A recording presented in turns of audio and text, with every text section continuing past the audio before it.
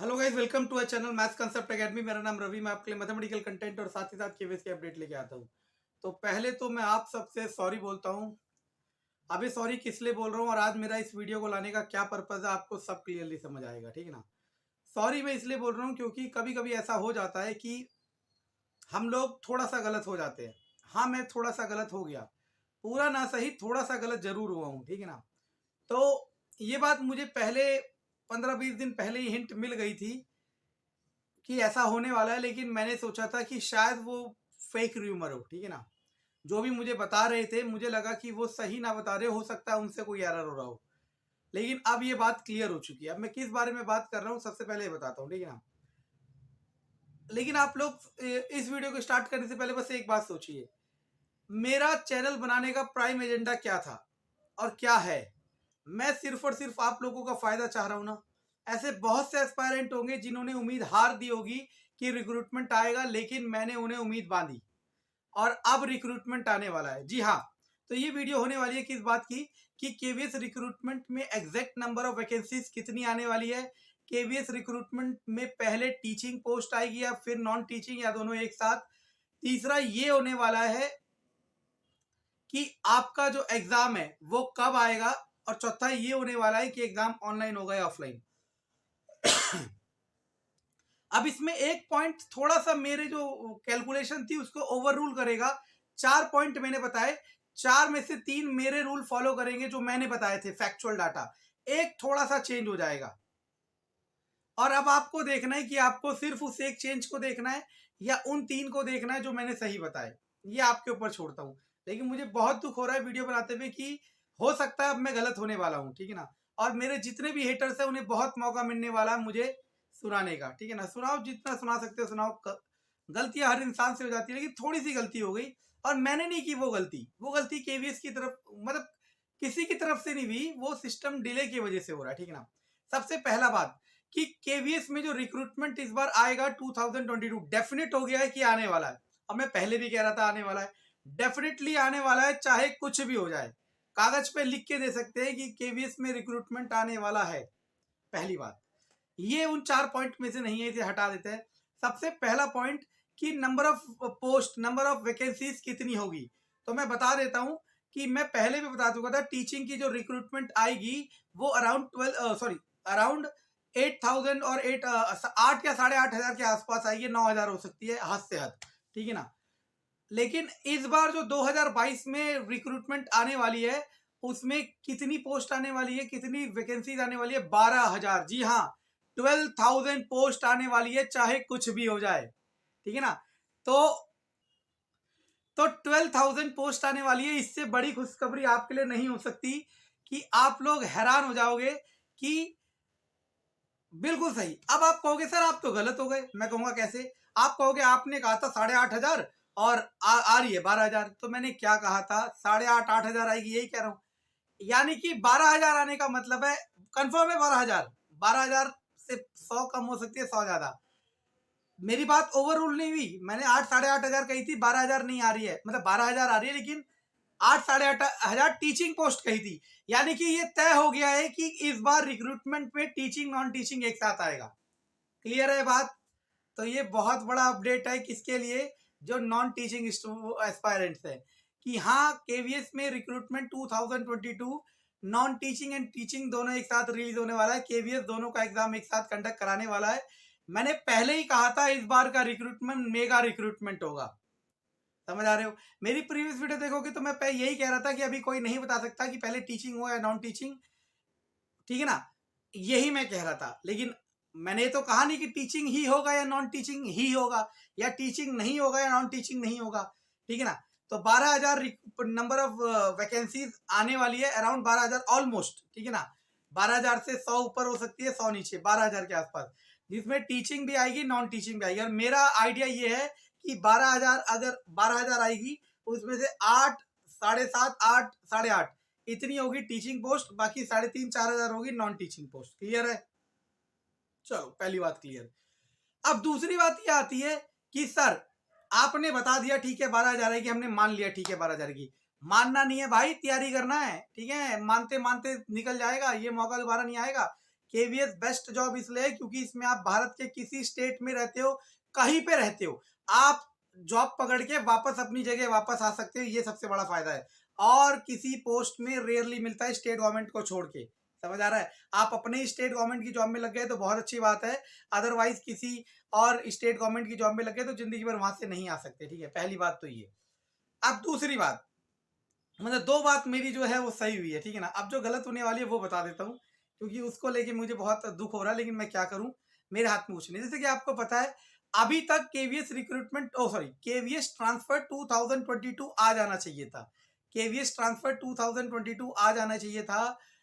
आना तो जनवरी में ही चाहिए था, लेकिन जनवरी ना सही अप्रैल में आ जाता, मई में आ जाता, जून में आ जाता, जुलाई हो गया है। हाँ, लेकिन ये तय है कि ये आके रहेगा, समझ आ रहा मैं क्या कह रहा हूँ। ये तय है कि ये आके रहेगा, 2022 ट्रांसफर जुलाई 10 तारीख के बाद आके रहेगा, ये तय है, ठीक है ना। तो अब सुन लो मेरी बात, मैं क्या कह रहा हूँ कि ये तय है कि ट्रांसफर आके रहेगा। और इसके वजह से मतलब ये बात भी मैंने कही थी कि ट्रांसफर प्रोसेस का रिक्रूटमेंट से कोई लेना देना नहीं है। मैंने ये किस सेंस में गई थी सुनना, मैं इस सेंस में कह रहा था कि ट्रांसफर प्रोसेस का रिक्रूटमेंट से कोई लेना देना नहीं है। इसका ये मतलब है कि ट्रांसफर प्रोसेस खत्म होने से पहले रिक्रूटमेंट नहीं आएगा, इसका कोई लेना देना नहीं है। समझ आ रहा है मैं क्या कह रहा हूं।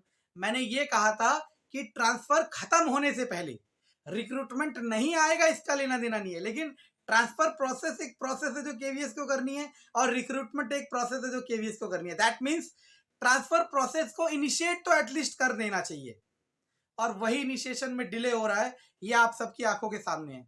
और इस डिले के वजह से मुझे ऐसा लग रहा है कि रिक्रूटमेंट थोड़ा सा डिले होगा। अब थोड़ा सा डिले जैसे ही मैंने कहा, आप सब में से कईयों ने कमेंट टाइप करना शुरू कर दिया, तेरी ऐसी की तैसी। मैं बार बार कह रहा हूं, मुझे गाली देने से या मुझे बोलने से कुछ नहीं होगा, मैं आपका सिर्फ भला चाह रहा हूं। ऐसे तो बहुत है जिन्होंने कह दिया था 15 दिन में आएगा, लाखों करोड़ों कमा भी लिए। अब मैं ये लाइन बोल रहा हूं ना, तो उनके भक्त पता है क्या कहते हैं कि सर आप उन्हें डिफेम करते हो। मतलब जो पैसे कमा रहा है झूठ बोल के, वो उसे मैं बोलूं तो डिफेम, और मैं सच्चाई बोल रहा हूं तो मैं बेवकूफ। यार ऐसा मत करो, ठीक है, प्लीज हाथ जोड़ता हूं, मेरे साथ ऐसा मत करो, ठीक है। वरना मेरा कुछ नहीं जाएगा, पैसा इससे आ भी नहीं रहा है। सोचा था आएगा तो चैरिटी करूंगा एनिमल्स के लिए, आ ही नहीं रहा है, ठीक है ना।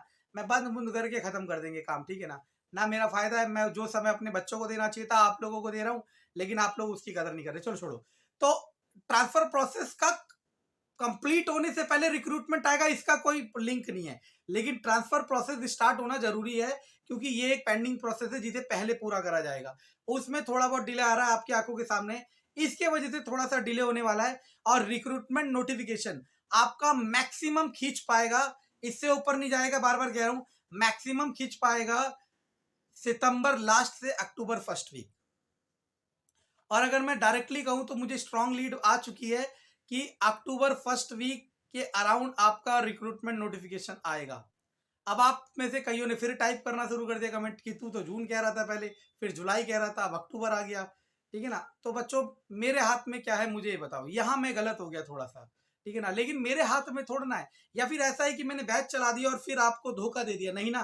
तो अक्टूबर फर्स्ट वीक आपका रिक्रूटमेंट नोटिफिकेशन आ जाएगा। ये मैक्सिमम ड्यूरेशन बता रहा हूं, जिसने भी मुझे बताया, मुझे मल्टीपल, आपको हैरानी होगी, ये बात मुझे पहले ही पता चल गई थी 15-20 दिन पहले।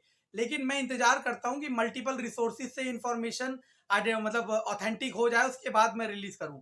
हाँ, अब मल्टीपल रिसोर्सेज से, क्योंकि कल परसों एक सब्सक्राइबर ने भी कहा था, या आज का पता नहीं कब कहा, तो फिर मैंने उसके हिसाब से भी एक बार और क्रॉस चेक किया, तो आगे से पता चला कि हाँ ये बात सही है भाई, ठीक है ना।